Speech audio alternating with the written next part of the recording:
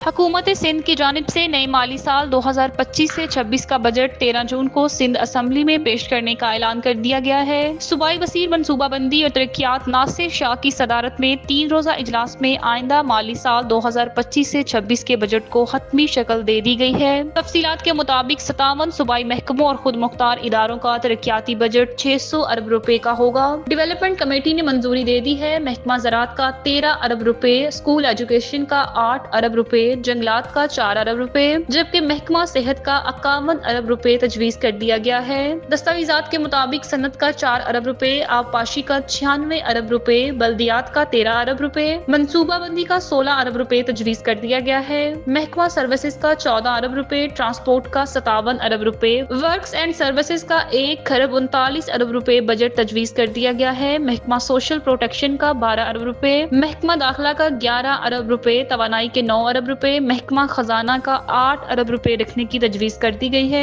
महकमा खुराक का 41 अरब रुपए, इंसानी हकूक 13 करोड़ रुपए, महकमा इत्तलात का 27 करोड़ रखने की तजवीज दी गई है।